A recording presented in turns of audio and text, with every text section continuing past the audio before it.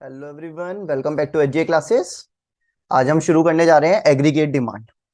आज हम इस वीडियो में डिस्कस करेंगे एग्रीगेट डिमांड होता क्या है और एग्रीगेट डिमांड के कंपोनेंट्स क्या हैं। आपने ग्रेड 11th में पढ़ा था डिमांड क्या है।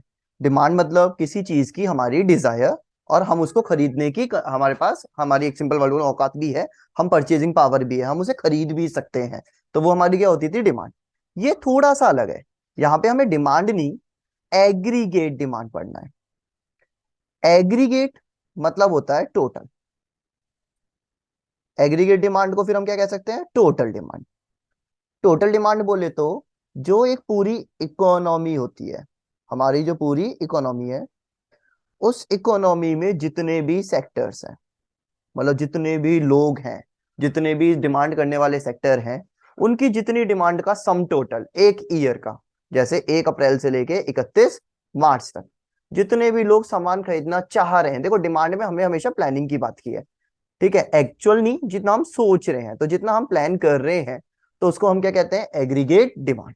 तो एग्रीगेट डिमांड है क्या, ये टोटल वैल्यू है किसकी, फाइनल गुड्स एंड सर्विसेज की। ये टोटल वैल्यू किसकी है, फाइनल गुड्स और सर्विसेज की, जिसे सारे सेक्टर खरीदना चाह रहे हैं। जितने भी इकोनॉमी में सेक्टर होते हैं, जो भी डिमांड कर रहे हैं during a period of 1 accounting year, 1 साल के अंदर, उसको हम क्या कहते हैं, एग्रीगेट डिमांड। एग्रीगेट मतलब टोटल इकोनॉमी में जितने भी सेक्टर्स हैं, वो जितने गुड्स और जितने सर्विस खरीदना चाह रहे हैं, उसको हम क्या कहते हैं, एग्रीगेट डिमांड। तो अब सेक्टर्स की बात आती है कि इकोनॉमी में सेक्टर्स है कितने, सामान कौन कौन खरीदना चाहता है। तो सबसे पहला जो डिमांड क्रिएटिंग सेक्टर होता है, वो होता है हमारा private house hold consumption expenditure, मतलब हम जैसे लोग, जो हम घर बैठ के डिमांड करते हैं गुड्स और सर्विसेज को, जो हम खरीदना चाहते हैं। एक हाउस होल्ड है, जैसे हम है, हमने बोला भाई चलो मुझे कार खरीदनी है, पेन खरीदना है। अब एक नॉर्मली सोचो, दुनिया में देखो यार, ऐसा तो पॉसिबल नहीं है कि हम सबके घर घर जाके पता करें भाई तू क्या खरीदना चाहता है, तू क्या खरीदना चाहता है। सबकी डिमांड को लोगों के पास जाके पूछना तो पॉसिबल नहीं है। तो हम क्या करते हैं, हम सामान बेचने वाले के पास चले जाते हैं कि बता भाई तेरी कार कितनी बिकी, तेरे पेन कितने बिके। तो इससे पता चल जाता है कि लोगों का कंजम्पशन का पैटर्न कितना है। तो यहाँ पे जानते हैं उल्टा होता है, यहाँ पे ना हम लोगों के पास नहीं जाना पॉसिबल हो पाता, हम प्रोड्यूसर के पास जाके पता कर लेते हैं कि कितना सामान बिका। तो हाउस होल्ड कंजम्पशन एक्सपेंडिचर में क्या होता है कि कितने रुपए कंज्यूमर ने खर्च किए गुड्स और सर्विसेज में। भाई वो जितने रुपए खर्च करेगा उतनी तो उसकी डिमांड होगी, डिमांड देखो कहीं अलग से तो होगी नहीं। और डिमांड इंसान किससे कितना करते हैं, अपनी डिस्पोजेबल इनकम से। डिस्पोजेबल इनकम जैसे डिस्पोजेबल गिलास होते हैं, एक बार यूज करा खत्म। तो ऐसी डिस्पोजेबल इनकम जो एक बार हमने यूज करी और खत्म। जैसे तुमने सुना होगा एक सीटीसी होता है, कॉस्ट टू कंपनी। जब भी कोई बंदा जॉब करने जाता है तो उसका एक सीटीसी बताया जाता है कि भाई तुम्हारी कॉस्ट टू सीटीसी इतनी है। जैसे हम आपको 10 लाख सीटीसी है आपका, लेकिन जब वो बंदे के अकाउंट में सैलरी आती है ना, वो थोड़ी कम आती है, जैसे 8 लाख समथिंग आती है या 9 लाख समथिंग। तो थोड़े से रुपए उसके कुछ पीएफ में कट जाते हैं, अदर बेनिफिट में कट जाते हैं। तो डिस्पोजेबल इनकम में वो इनकम है जितनी उस बंदे के हाथ में आती है खर्च करने के लिए। तो इस बंदे के हाथ में कितने रुपए आ रहे हैं, 8 लाख। तो वो कितने रुपए खर्च कर पाएगा, 8 लाख। तो डिस्पोजेबल इनकम के साथ कैसा रिलेशन होता है, डायरेक्ट। तो उसको हम क्या कहते हैं, पहला सेक्टर। एग्रीगेट डिमांड करते समय पहला सेक्टर जो डिमांड करता है वो है private house hold consumption expenditure.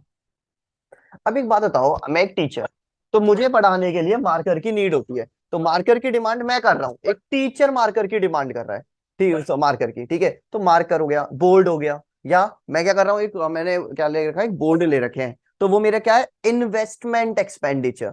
ठीक है, इन्वेस्टमेंट मतलब जो प्राइवेट फर्म गुड्स और सर्विस बनाने के लिए जो कैपिटल गुड्स खरीदता है।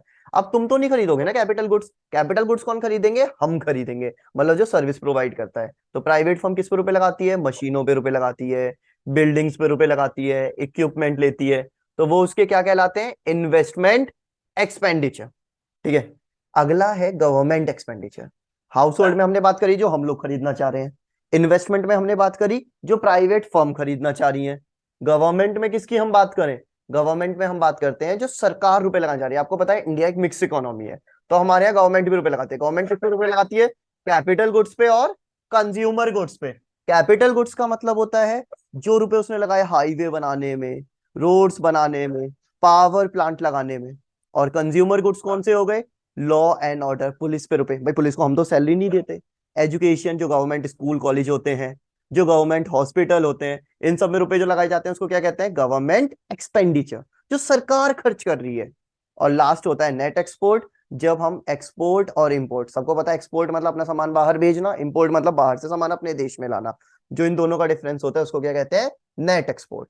तो हमारी पूरी इकोनॉमी में जो डिमांड होती है वो 4 सेक्टर करते हैं, ठीक है।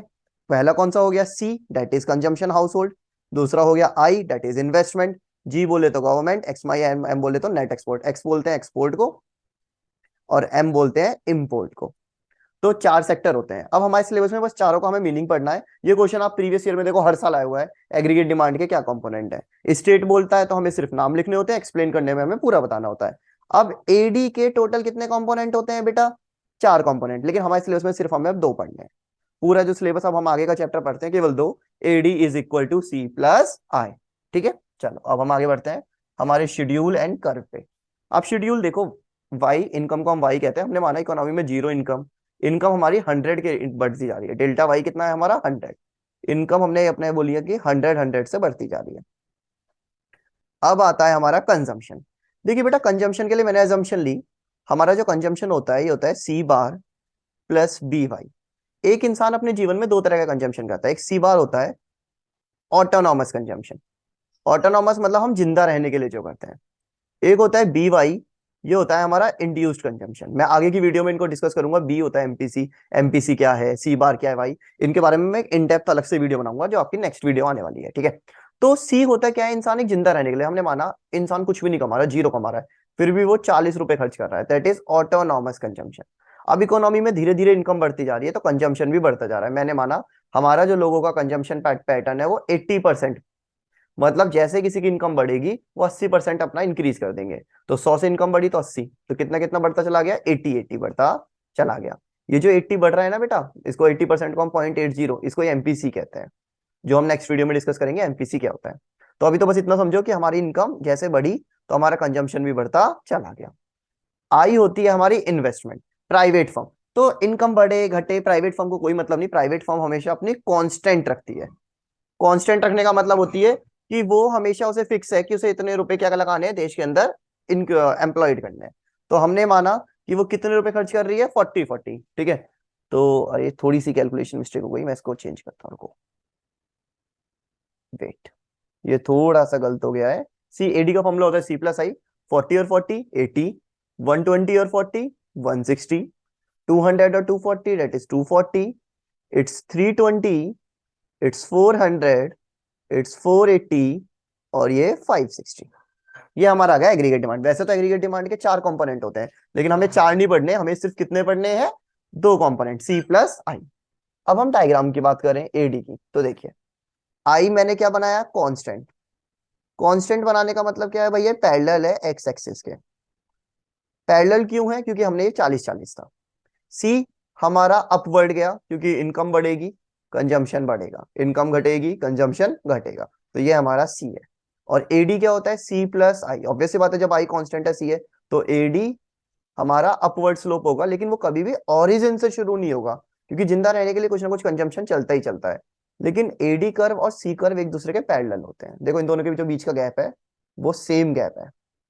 सेम गैप होने का रीजन हमारी इन्वेस्टमेंट। तो इसको हम क्या कहते हैं, एडी कर्व और सी कर्व हमारे एक दूसरे के क्या होते हैं, पैरेलल होते हैं, ठीक है।